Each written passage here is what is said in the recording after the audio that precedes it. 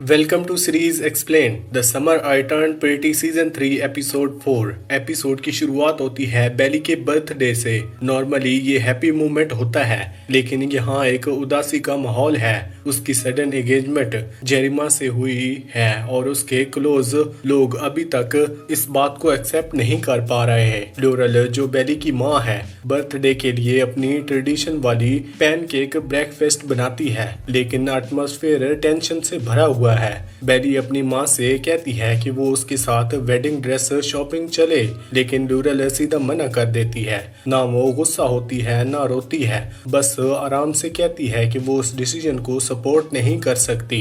उसका रीजन ये है कि सांसा की डेथ के बाद उसे लगता है कि बेली बहुत जल्द ही अडल्टहुड में जा रही है। लॉरेल बस अपनी बेटी का फ्यूचर में रिग्रेट से बचाना चाहती है। बेली ऑब्वियसली हर्ट होती है, लेकिन फिर भी ड्रेस शॉपिंग चली जाती है। टाइलर और उसकी माँ के साथ वहाँ एक सिंपल और प्रीटी ड्रेस मिल जाती है, जो बजट में भी होती है, लेकिन माँ के बिना वो मोमेंट अधूरा लगता है। घर में जेरिमा अपनी तरफ से फुल एफर्ट करती है।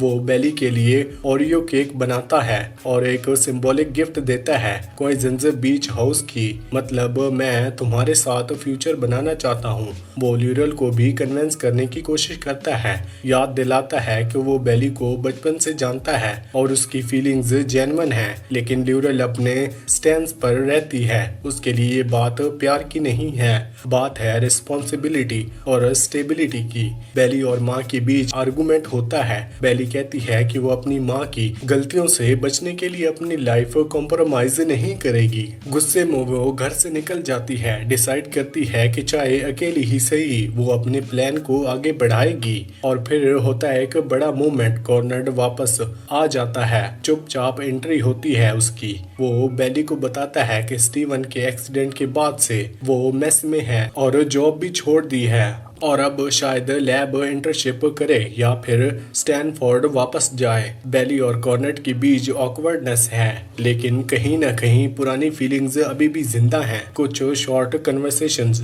थोड़ी साइलेंट ग्लासेस, सब डबल मीनिंग से भरे हुए। जेरिमा फिर कॉर्नेट से कहता है कि वो उसके साथ उसका बेस्ट मैन बने, लेकिन कॉर्नेट सीधा मना कर देता है। वो कहता है कि ये एंगेजमेंट रिडिकुलस है और सब लोग बहुत जल्द डिसीजन ले रहे हैं। बेली और जेरिमा दोनों परेशान हैं, लेकिन लगता है कॉर्नेट वही कह रहा है जो सब कुछ सच रहे।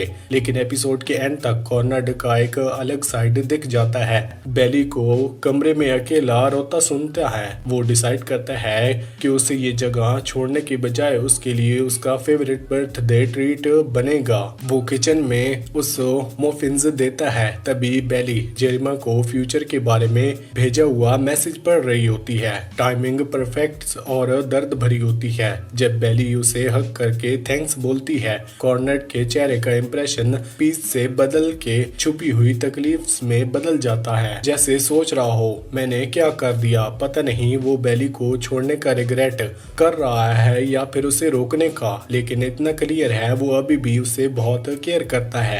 लॉरेल, जो बेली से फाइट के बाद अपसेट है, जॉन को अपनी बात बताती है। वो कहती है कि उसने यंग एज से शादी की और मदरहुड और राइटिंग में अपने आप को खो दिया। उसका डर बस नेगेटिव सोच है, बल्कि अपना एक्सपीरियंस है। वो नहीं चाहती कि बेली अपना फ्यूचर या आइडेंटिटी सेक्रीफाइस करे, चाहे प्यार कितना ही अच्छा क्यों न लगता हो। इस बीच टाइलर का अभी एक बड़ा मोमेंट आता है। वो स्टीवन को बताती है कि उसने अपना समर इंटर्नशिप कैंसिल करके अपने सेविंग से अपनी मॉम का डेबिट चुका दिया है। स्टीवन हर्ट होता है कि टाइलर ने उसे हेल्प नहीं लेने दी, लेकिन एंड में उसकी स्ट्रेंथ को एडमियर करता है। ये एपिसोड असल में एडल्टहुड की मेसनेस के बारे में है, जहां प्यार हमेशा काफी नहीं होता, फैमिली हमेशा प्रोटेक्ट नहीं कर सकती और हैप्पीनेस कभी कभी हार्ट ब्रेक की कीमत पे मिलती है। बेली अब वो लड़की नहीं जो बीच पे लड़कों के बीच भागती थी। अब वो बड़े डिसीजन ले रही है, कुछ खूबसूरत और कुछ पागलपन।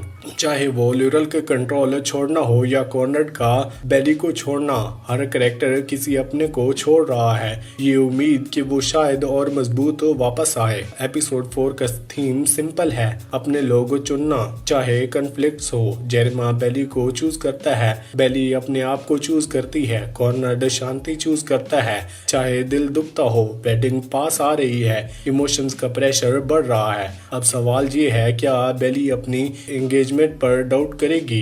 क्या कॉर्नर सच में आगे बढ़ पाएगा? क्या लूरल ब्लेसिंग देगी या और ज्यादा अपोज करेगी? ये एपिसोड लाउड फाइट्स या बड़े लव कन्फेशंस का नहीं है, ये बातों के बीच का साइलेंस है। वो पल जब बेली हक करती है तो कॉर्नर का सांस एक सेकंड के लिए रुकता है। जेरेमा की हंसी एक जबरदस्ती का टोन, लॉरेल के हाथ बेली की वेडिंग ड्रेस वाली फोटो पर ठहरा हुआ। एपिसोड एक स्लो और पेनफुल जर्नी है, प्यार, रिग्रेट और फ्यूचर चूज करना जब पास्ट हर जगह चाहिए हो। हर डिसीजन के साथ बेली सिर्फ अपना फ्यूचर नहीं, दूसरों का भी बदल रहा है। लव, लॉयल्टी और हार्ट ब्रेक एक साथ टकरा रहे हैं। कॉर्नर का चुप सेक्रीफाइस, जेरेमा के प्योर डिवोट, लॉयल को प्रोटेक्ट नेचर, ये सब थॉट्स टाइट हो जाते हैं। जल्दी ही कुछ टूटेगा। अब वेडिंग सिर्फ एक माइलस्टोन नहीं, एक टेस्ट बन चुका है, प्यार, टाइमिंग और फैमिली के लिए। क्योंकि ग्रोइंग अप सबसे पेनफुल पार्ट ये होता है कि सब एक साथ ग्रो नहीं कर सकते, कुछ पीछे रह जाते हैं और कुछ आगे बढ़ जाते हैं। इसी के साथ ये एपिसोड यहीं पर खत्म होता है। वीडियो अच्छी लगी हो तो वीडियो को लाइक करके चैनल को सब्सक्राइब लाजमी करना। Thanks for watching.